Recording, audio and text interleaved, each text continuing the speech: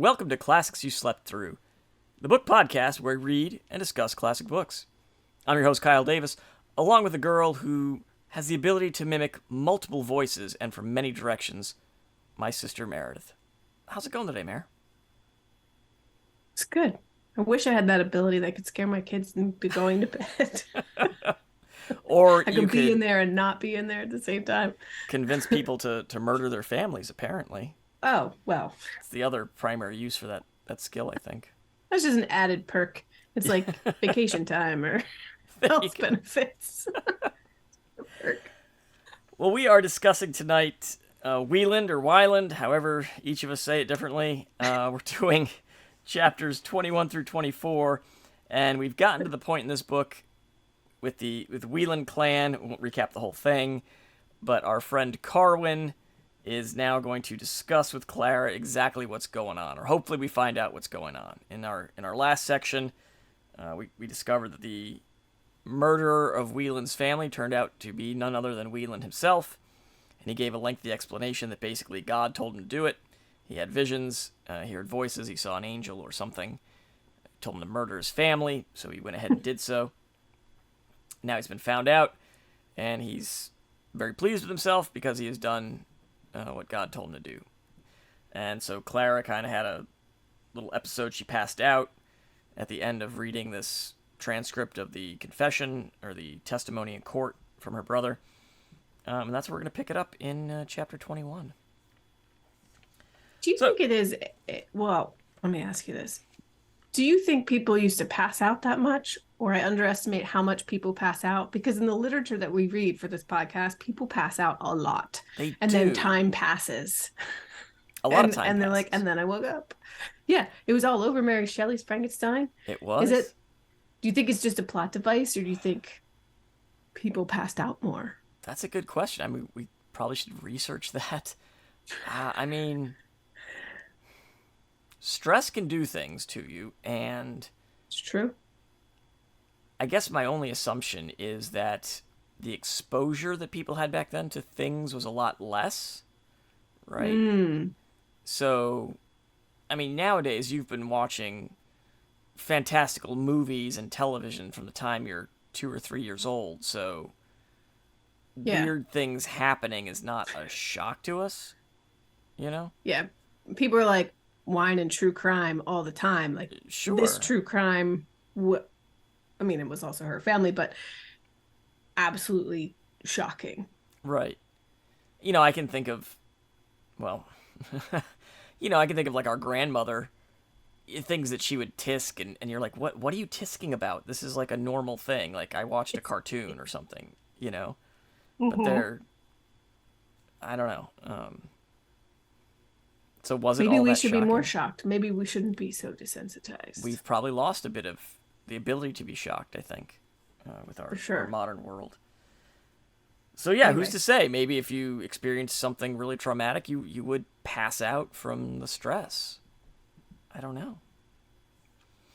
Well, suffice it to say, Clara definitely passed out once she read this and figured out it was her brother. So she's kind of woken up a little bit, and she is under the care of her Uncle Cambridge, who's got her over to his place, and so they start to have a little discussion. So it turns out that Cambridge has seen Pleyel. Pleyel's actually still here. And he kind of relates to Clara that Pleyel's discovered that his Countess, the Teresa de Stolzberg, is alive and has come to visit him in the U.S. And so I guess... She countess? I thought she was a baroness. Baroness? Yeah, maybe Baroness. But anyway, she's alive and in the U.S., and this kind of changes Clara's perception of events that we have gone through. And she realizes, like, oh, maybe I really don't love Pleyel anymore. Seeing as how he's gone back to his first, she was always number 2 after Pleyel thought that Teresa was dead. So He thinks I'm a slut, and he went back to his first girlfriend. Exactly. I don't even love him anymore. It's fine. But she still esteems him so highly. He's the best of men. She still wants him to have a good opinion of her someday. Well, then, You go ahead. The Baroness. We thought she was dead, all of this stuff. Here she faked her own death. She did, so that she could slip away to the U.S. You can't just say I'm leaving. You have to die. You have to pretend you die. Like, who didn't want you to go to the U.S. so badly that you would be like, God, I gotta get out of here. I mean, that is definitely burning your Dead. ships. She is not going back to Europe because she is legally dead in Europe, right? So she has to stay in America. I feel like that's its own story. Like, what's going on in her life? What is the deal with the approval or disapproval of Pleyel from her family that she has to pretend she's. she's And as we get into these later chapters today, perhaps that would be a better story than the one we're reading. That remains to be seen. Well, Uncle Cambridge, he wants Clara to move to Europe, specifically France or Italy. I mean, I guess one or the other. He must have houses in both. I mean, don't you? I never worked for the British Army as Cambridge did, so I don't know. So he kind of cajoles her into agreeing to go, and she says, okay, yeah, I'll go. And then as soon as she agrees, says, oh, well, great, I'm glad you agree, because we got a ship leaving in 3 days. I've already booked passage. It's already been decided. How fortuitous. Exactly. But Clara, she wants to say goodbye to Wieland. She says, I would be a terrible sister if I went away and never saw him again. Let me just go talk to him for like 2 or 3 minutes. And you know what? Maybe my presence would have a calming effect on him. Maybe he would realize his sister still loves him, and it would make him feel better. I don't think I would come talk to you if you. Well, I don't think you visiting me would do anything anyway, so it's fine. I absolve you of the responsibility of coming to visit me in my madhouse. Thank you. But we go through one of these back and forths. So we had this earlier with Cambridge, right? This is kind of his shtick.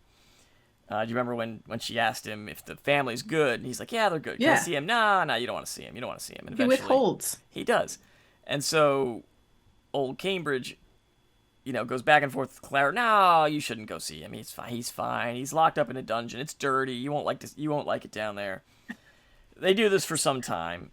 And, eventually he just says, look, it's actually better to leave him crazy, because in his crazy state, he thinks that he obeyed God and he's happy. If you show up and snap him out of it, he's going to realize he killed his family for no reason and he's going to freak.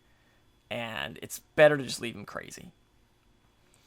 I think there's probably some ethical issues that we can dig into in there. I don't know. I feel like that's a t-shirt quote, though. Just leave him crazy. Yeah, just leave Wieland crazy. But she still wants to see him. She says, well, what if I just went and I didn't say anything, and I just, if I got one last look at him, because I'm never going to see him again.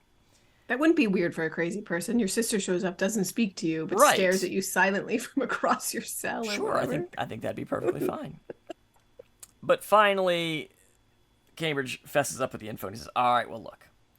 Somehow this guy has broken free from prison twice, even though they've doubled the chains and doubled the guard.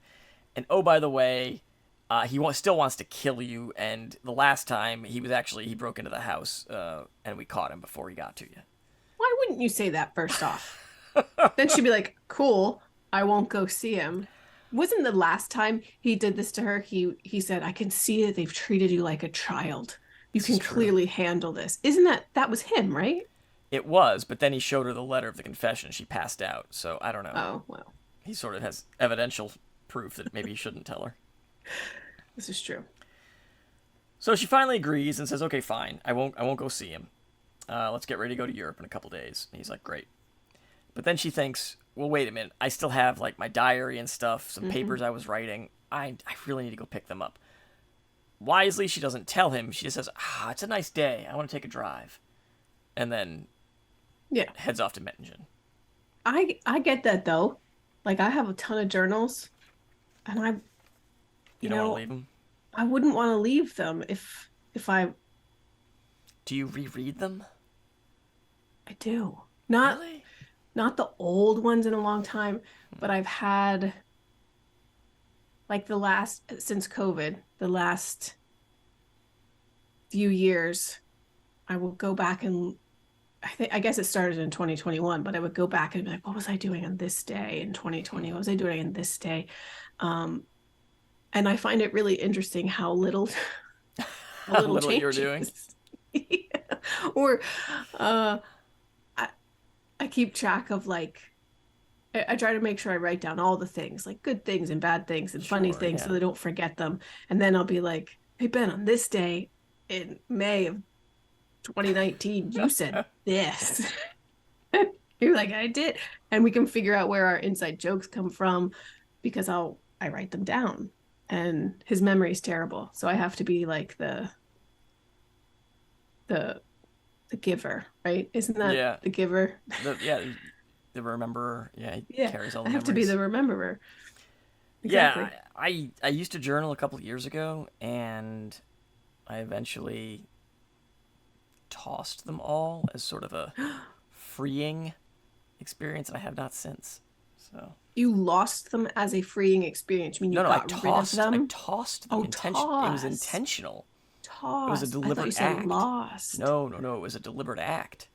I destroyed them to Huh. erase the past, Well, you can't. forge on to the future. How'd that work for you? Did that work? I Is it felt gone? I felt pretty good at the time. I don't know. I think I burned one high school journal. I like didn't want to remember whatever was happening in high school. Yeah. But then I think I deeply regretted it. And I was like, well, I'm never doing that again. Wow. Yeah. You want to be a I don't know. I complete like my journals. archivist over here. I seriously. I write it down to get it out, and then I toss it. Get rid of it. It's gone. Hmm. My dad wants me to write a book someday about about my friggin' divorce. I was like, what? He's like, I've kept all of your photo albums and I've kept all of like he brought it to me and he was like, because you might want it and write a book someday. Who would I'm read like, that?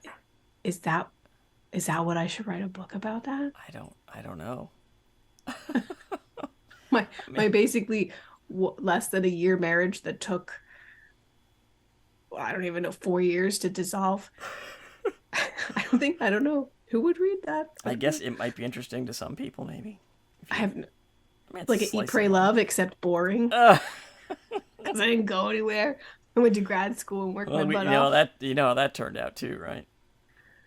Yeah, they got no, I She don't. ended up leaving the guy that she left the husband for. So, Oh, really? oh yeah, that didn't work out for that guy either. So, I Oh, think there's well. a common denominator here in that situation. I saw that movie in the midst of my like breakup slash divorce, and I Yeah. looked at my friend and I'm like, why have you brought me here?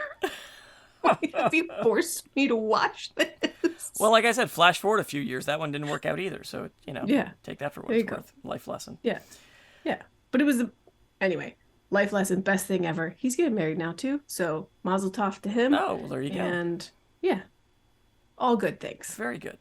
Dad wants me to write a book about it. Maybe he'd read it. I don't know. All right, but anyway, speaking of the books that we are reading, this brings us to chapter 22. So Clara goes to Mettingen and goes to her cottage, and she gets up to her room, and once there, she's already thought about it once. Now suddenly she just gets depressed and thinks about suicide for some reason. And What do you mean for some reason? Her brother murdered his tiny children, she's his about to wife, move to Europe. and wants to murder her. What do you mean for some We were reason? just talking about Eat, Pray, Love. She's getting a free trip to Italy or If France. anyone has a good reason, she does. She's her future ahead of her. She's like, what, 22? Anyway. With she's, zero family. Her parents are dead. Her she's got brother's insane. she got Uncle Cambridge. Come on. That guy's been a solid dude, lying to her at every turn. So, so anyway, she Clara. decides she's gonna open her wrist somehow with a syringe, with a lancet, as they say in England. And she goes to her closet, but as she gets to her closet door, out of the corner of her eye, she sees something, and Da, da, it's da. Carwin ex machina. He's in the door. She turns around. There's Carwin. Ugh. He's pretty down. He seems pretty sorrowful, remorseful. He's crying. They kind of have a little bit of an argument. this is where we get into sort of the recap, where if you haven't been following along, I guess you get pick up Carwin's. here. Yeah, exactly. So Carwin tells Clara that he has this power that he discovered as a child. He has this power to mimic voices and sounds and to throw them at different distances so they sound like they're coming from far away. And he says that, yes, I've used this power on you and your family, but I did not want Wieland to murder his family. I don't know where he got that idea. We'll get into that. But it turns out that all these weird supernatural voices, from the very first one that Wieland heard tell him not to go up the hill, to the one telling Clara, the one telling Pleyel that Teresa was dead, the one telling Clara that she's safe everywhere but this one spot, all these voices that they heard, it's all Carwin. It's been Carwin from the beginning. That one spot. Exactly. It's been Agatha all along. Him and Judy been getting it on at that one spot. Oh my goodness. Which is why she's not supposed to come there anymore. What a heel turn on Judith. We'll get to her in a second. Right? She Judith was such a robust character in this book. to know that she had such a huge part. And she was the engine that drove this whole thing. All of it. So turns out that Carwin, he really liked their land and he liked to walk around their land. And so he would do this, and he would use these. So all these weird supernatural things that these people have been like, really all it was is because Carwin didn't want them to like jack up his stroll. He was walking around and he saw them and he was like, "Oh, turn back," or whatever. Jack up his stroll or his roll. Well, yeah, exactly. Yeah. Because as we find out, also, turns out old Judith has been given up for money here. She's I guess Clara's not been paying her servants enough that she has to make a side hustle with Carwin. And the spot they like to use is the one that Carwin was just like, "Don't come here or you will die." So I don't want you to see me banging Judy. Exactly. You will die. Poor Clara is thinking like there's some supernatural force that has it out for her, and really it's just Carwin just wants to get it on with her maid, and that's all. Judy just tells him everything. Yes. She's like, blah. She's just like loose lips all over the place. Well, I think it's like, blah. I mean, isn't that the servantry? Isn't that the stereotype of the servantry? That's all they do. I mean, yeah, but you don't tell the business. Well, I guess Carwin isn't. Maybe she doesn't see Carwin at the same level as the Wielands. Right. He's one of her. Carwin's like, yeah. Well, I mean, Carwin says that he's used to sleeping out. Like he's a wanderer. He's a hobo. He sleeps seems outside, like by choice. Yeah. I mean, you'd think he'd be able to use this power to make money and stuff. I don't know.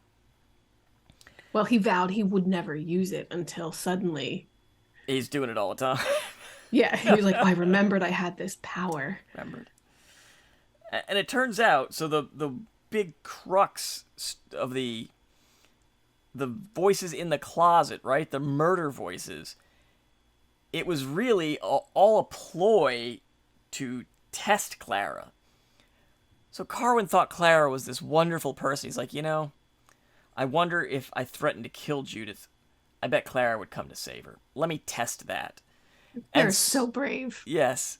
So the murder voices in the closet, he wasn't talking about murdering Clara. That's what she assumed. He was going to do a third voice. He was going to do Judith's voice, even. So Clara would think that all three of them were in her closet. I don't know how that makes any sense. But then he would see if Clara would come and rescue Judith. How big is Clara's closet? It must be a walk-in. But instead, she thought he was going to murder her, and she ran off and whatnot. And so disappointing, right? It's a little anticlimactic that all of this supernatural stuff, it's just Carwin having a lark. He's having a laugh here. He's doing his thing. Covering up his illicit deeds. I mean, what's the ultimate question of the book is like, whose fault is it? Well, There's enough blame yes. to be spread around. I think we're going to get into that a little bit here in 23. Because Carwin continues his narrative a little bit, and he ends up Oh, so the whole a lot of this is we'll have to dig into this in the rap and really this stuff really confused me. His logic, Carwin's logic in all of these situations. I don't think it's really You mean airtight. Carwin's? Yeah, I was gonna say Carwin's logic isn't airtight here. Yeah. So he regrets that he had to pretend to want to rape Clara, but he had to do that in order to use another voice that would like protect her from Carwin rape. I don't know why he had to use his own voice to seem like he was gonna rape her. Why he couldn't just like make another voice and then Carwin could have been the protecting voice. But I don't know why he had to pick that. I don't know either. He was like, it was the only option. Right, exactly. And then he says he had a chance. He was just out and about, and Playel was walking, and he was like, "Oh, I got a chance to jack around with Playel." So he's just doing it as a practical joke at this point. Why does he hate Playel so much? Because he's the best of men, and Carwin's like a hobo. Because I mean, that's right. Because Clara loves Playel, and Carwin's like, "I'm a lot Well, cooler." Carwin doesn't seem to want Clara that much. I mean, he's got Judy. Yeah, that's true. I don't. Yeah, maybe he just sees Playel as a rich dude, and he's like just wants to bring him down a peg. All right. So the whole Carwin illicit liaison with Clara that Playel overhears, it was all just to mess with him. Like he intentionally did it to make Playel mad and think It's just bad a prank, things about bro. it. Is exactly Just a prank, bro. exactly. So then I guess the next day is when it happened. Carwin sees in the paper, and he says a rival in Europe planted this fake story about him being a murderer and a thief. And so now he's upset, and he's like, "Oh man, Claire's gonna think bad things about me if she sees this." I mean, I don't know why she wouldn't after all the things you've already done. But so he goes to find Clara, but the house is empty. And this is where it gets murky because he says he found Catherine's body. There's a little bit of back and forth. He's in Clara's room. He doesn't find her, so he's like, "Oh, let me go find Judith then." And he goes down to Judith's room, but she's not there. But he hears footsteps, so he's like, "Oh, Clara came back." And he goes up, and that's when he finds Catherine's body, or so he says. I think you'd hear more than just footsteps. I mean, according to Wieland's confession in court, I mean, he gripped her throat like 3 times, and Yeah. before he finally finished her off. So yeah, And there was some back and forth. exactly. Like, it couldn't have been just quiet and with some Right. footsteps. And conveniently, this is the one voice in the book that Carwin does not take credit for. He doesn't even mention it. He says that his actions inadvertently, he says, "My actions inadvertently set in motion Catherine's death, but I did not cause her death." Yeah, I have slain no one. Right. I've prompted none to slay. Right. I've handled a tool of wonderful efficacy without malignant intentions, but without caution. Oh, so you were just, I was a little careless. A little careless. A little careless means you drop a glass. Yeah. That's a little careless. Not, oops, I made someone kill their family. But this brings up the question, what voice did Wieland hear? I mean, Carwin's not claiming it, so I guess this is a question for later discussion. Is he lying? Is he just omitting it? Did he really tell Playel to kill his family? And why? Well, and if he did, why? Well, then that's where the family history comes in, because Claire's family has this history. Her dad was true.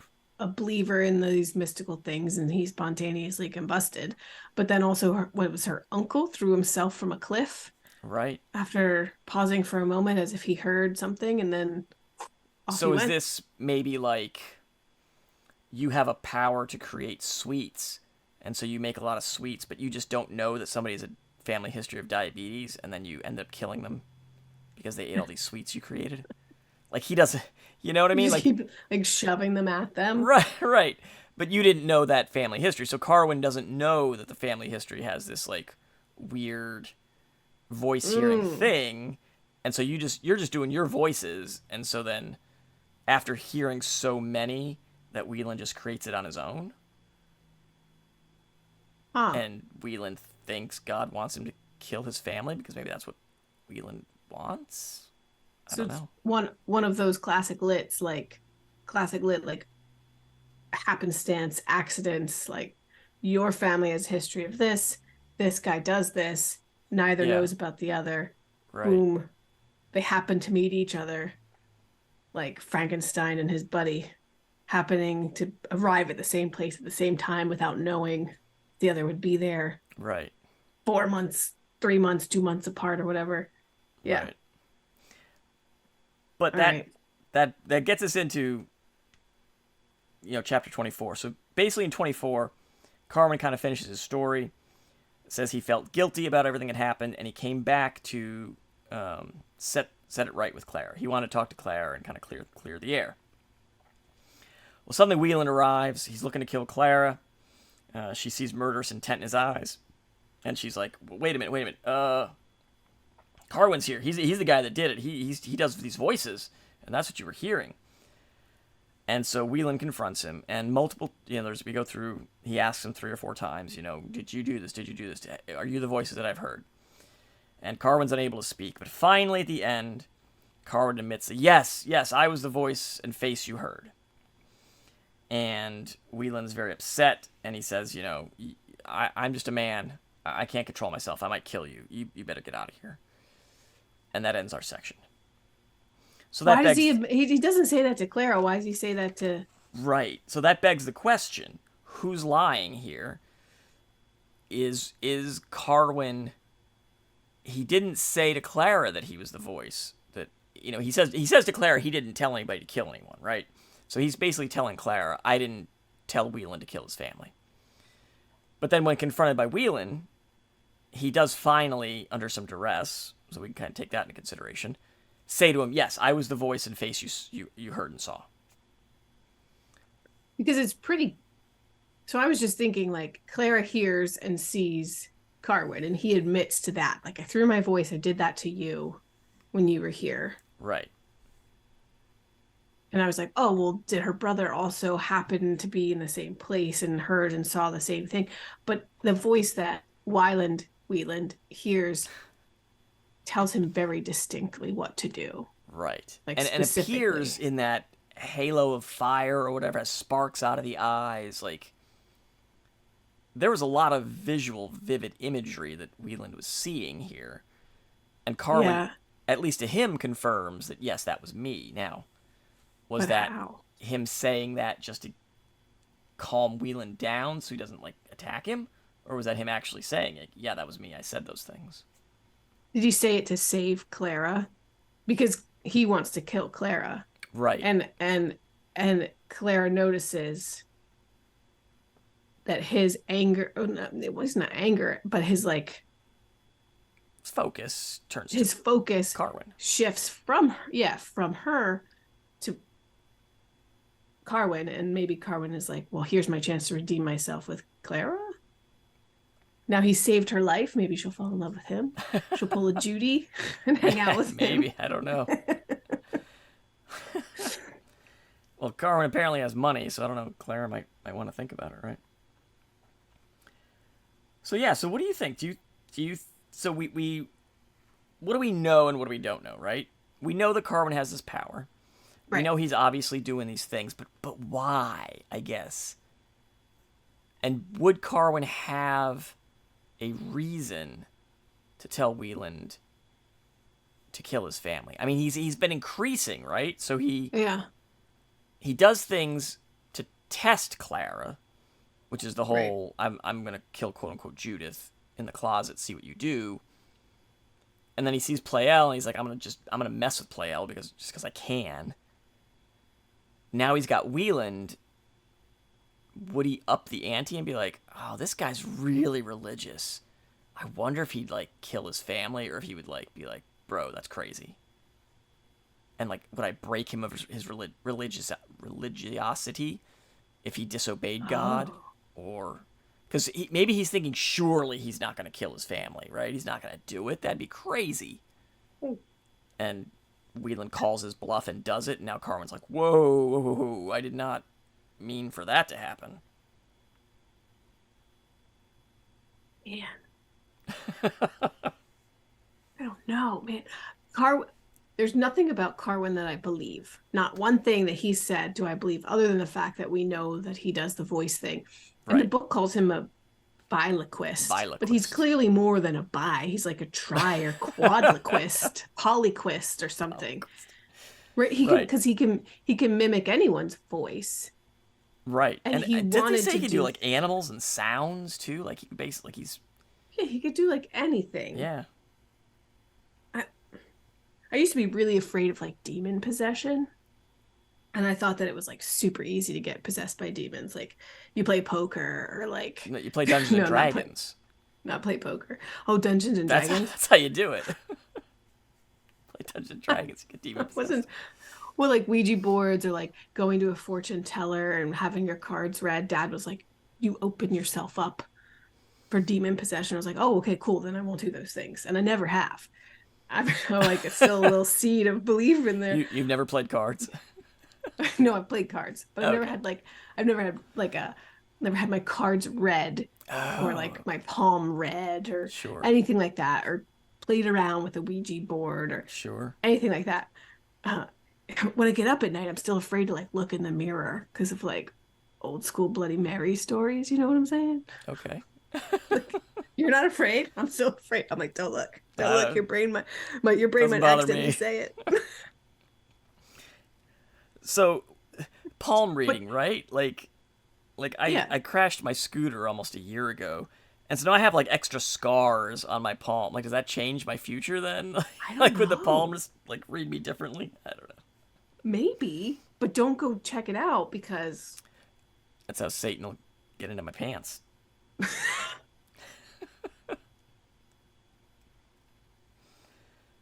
that's, that's what he wants anyway, Exactly. clearly.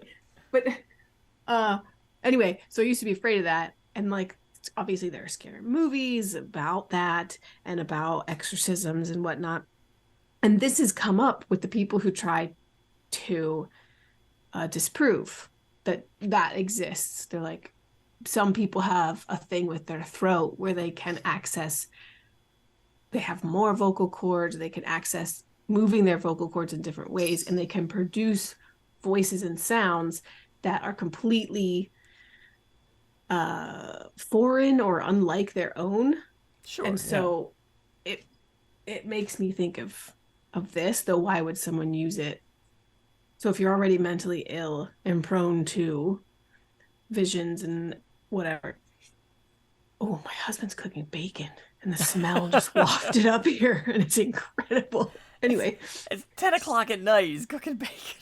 yeah, he's getting ready for tomorrow. It's Memorial Day and he like makes Oh, breakfast for the neighborhood and stuff. oh! Um, I didn't know that was a smells thing you so did good. on Memorial Day. Yeah, didn't you? You've come, haven't you? No, You guys come to our Memorial Day party? no, Because there's like a parade in our town, and then Veterans Park down the street does like free hot dogs and free beer and bouncy houses, and there's a band. So it's a no. Memorial Day is like a big deal in our town. I didn't realize. No. Yeah. Anyway, Okay. so we invite neighbors and family, and Ben makes a big, like, You easy invite but big you invite breakfast. neighbors and family. Well, not you. Oh, okay. I was just double checking. Sure.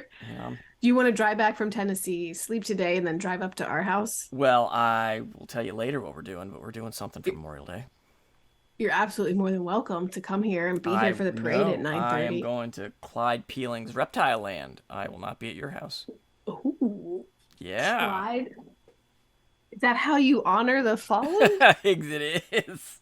We go to we go to Reptile Land, baby. Where is that? It's like 2 hours north of here. So you're driving farther than our house to go Well, see yeah. reptile You're like people. you're Or like not two and a reptile half. You're like people, two and a half hours, so it's actually closer. but no way. Yes, No way. yes. I've driven to your house many times. It's like 2.5 hours. Greencastle's Yes. 2.5 from here. Okay. Where- That's how You're far it is. closer. I don't know what to tell you. I'm not. No, What because route are you Anyway, taking? we'll do Anyway. MapQuest later. MapQuest. Oh my God. Come on, Gen X. Get with it. Anyway, Yeah, so apparently that exists. And I used to convince myself, like, obviously demon possession wasn't possible because people have these weird throats. Carwin. Because people have weird throats. What? Demon possession is impossible because people have weird throats. They'll never get in. They get in. Just close your mouth, you won't get demon possessed. Don't talk. You get a cold. You have a sinus infection. You just blew up the entire Catholic Church exorcism business. Just close your mouth, folks. You won't get demon possessed. Wow. Anyway, I don't trust anything Carwin says at all. I don't even believe that. I don't know. I don't know. If Carwin were alive today, he'd have some kind of awful YouTube prank channel where he'd take no responsibility for anything, and tons of people would smash that like and subscribe. Oh my goodness. He'd be a horrible person. That's what I think. He would. And folks, you should smash the like and subscribe on this YouTube channel, because we will not pull practical jokes on you. We will just read classic books and talk about them with you. It'll never be a prank, That is the classics you slept through promise. And we will also not demon possess you. I promise you. Keep your mouth shut while you watch this podcast. You will not get demon possessed. Promise. Yes, I agree. I don't trust Carwin. I'll be curious to see how this goes in our next and final section. But how long have we been reading this book? Like 3-4 years? Yeah. This is not that long. But I mean, how else? I don't know. I guess the only other plausible theory is that Wieland is susceptible to hearing voices and then conjured the "I want to kill my wife and children" on his own. Because otherwise, it had to be Carwin. He's the only other one in this book. When did schizophrenia become a diagnosis? Maybe he's just, maybe he's just ill. I mean, it could be. But of course, that doesn't explain how their father exploded. Well, doesn't it though? No. Unless Carwin is the Questich Haderach, and his name is a killing word, and blows up his father by speaking to him. Yeah, I wonder when that became a diagnosis. I'm like trying to Google it now. Surely they knew. This is the late 1700s. They had it. Surely, you think so? I feel like by then, definitely. I mean, the word itself is like ancient Greek, right? I mean, surely they had like... Oh, I don't know. Is it not? I mean, aren't most of our medical terms from the Greek? Yeah, but doesn't mean it originated there. Just means they use... Yeah, but I feel like ancient physicians had all that stuff kind of figured out, right? Or it was demon possession. They probably just called it demon possession. Well, isn't that was the easy answer? Exactly. Like, okay, the first formal description as a mental illness was made in 1887. Oh, okay. But they used the term dementia praecox, Praecox, to describe the symptoms now known as schizophrenia. Okay. 1887. So that was a good 100 years before Wieland. Or after Wieland, rather. After? So perhaps Wieland has some kind of, early schizophrenia, and he's just hearing voices regularly. I mean, obviously it could be traced back to forever. Sure. But, like, it wasn't, like... recognized as a thing. Right. Right. Yeah. Yeah. And, emotions and reason are caused by nothing more than sensations. Well, that does not explain schizophrenia. Anyway, sure. Yeah. But they didn't have a word for it then. Demon possession works just as good as... It does. As the bile or, whatever else. Right. They just need to let a little blood out of Wieland and he would have been fine. Right. Go to the barber. Leeches. Exactly. He'd have been fine. Bloodletting. It's fine. All right. I'm So interested to see how this wraps. yeah, Honestly. I am too. So that's our section here. I think we're pretty much in agreement. We don't trust anybody at this point. We don't trust Carwin. No. Um, I mean, I kind of trust Clara, but she's but already she might proven herself pass out. unreliable. She's already her version of That's events true. are untrustworthy to an She extent. said, yeah, Like I I'm so can't. emotional that I'm writing this down, but Right. it's I can't colored. remember things. But Yeah. that's a truth in and of itself. At least she's not trying to tell us, like, obviously I was there and this is all Yeah, I guess. Yeah, true. She's pure at and least accurate from my memory. right. She's at least acknowledging that. Right. That's good, I suppose. Yeah. Makes it tough to read the book and figure out what's going on, though.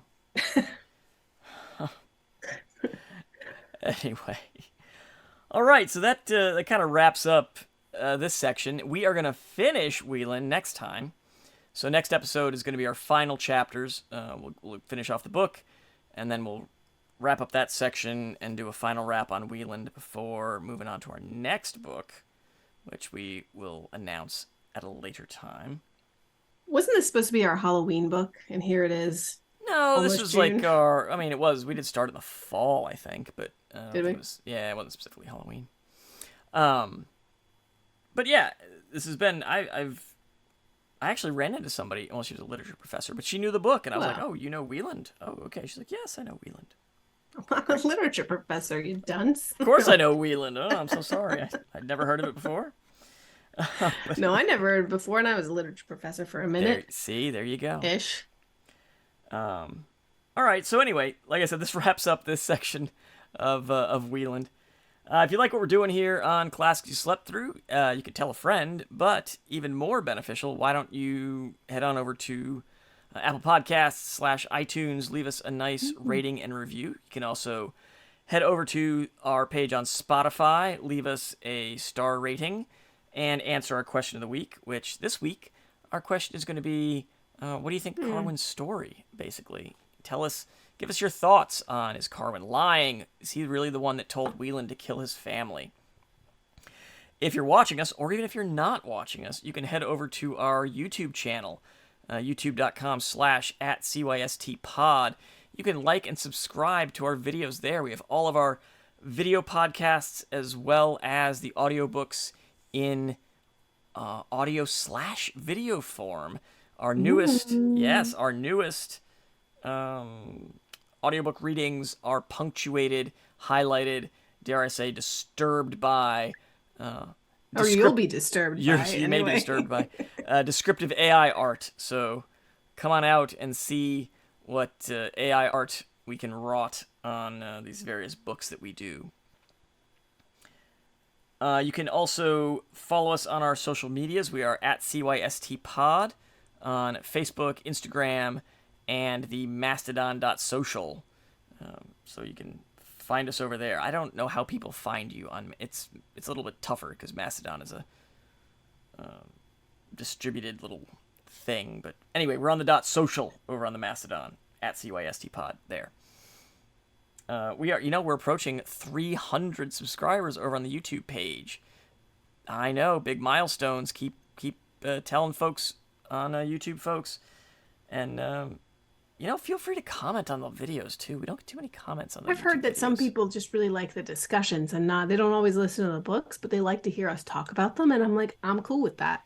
Well, for a YouTube thing, the video discussions are more engaging, I suppose, because you're actually watching a video as opposed to just. But that's why I have the cool AI art, folks. It will engage you while you listen to the audiobook over on the YouTube. You can count how many fingers each AI person has. There's a lot of fingers. I rejected one of Wieland entering the room, and he had 2 arms on the one side of his body. It was the one of Clara. She was great. like she was startled, and I felt like she had an extra finger that she'd stolen from someone, and she was going to eat She it like was. a banana. Yes, it's some killer art, folks. Please head on over there and check that out. All right, so until next time, this has been Classics You Slept Through. We just had Memorial Day. As you're listening to this, obviously in real time, we haven't quite had it yet. Yes, but as you're listening to this, Memorial Day just passed. Tell us send us a note, or leave us something on our YouTube comments comment below. I think I got a point, right? Comment below. And tell us what you did for Memorial Day. Did you do any kind of cookouts? Did you do any kind of somber remembrances of veterans past? Or did you just enjoy the unofficial... Farm. Well, yeah. Or did you just enjoy the unofficial start of summer? Which, that's totally valid as well. Did you know Memorial Day, there are 800 hot dogs eaten per second? I thought you were going to say per person. I was going to say that's quite a Per lot. second. Per second. I learned that on my favorite television show, CBS Sunday Morning with Jane Pauley. Interesting. Well, if you're ever in a car with me and we drive past a Sheetz, there's about that many eaten per second as well. So. Oh, God, you and Sheetz. You and your junk food, man. You were the fittest, like, unhealthy person I've ever seen. I have an unhealthy relationship with Sheetz hot dogs. Yes. All right. So that's it for this episode. We'll see you next time.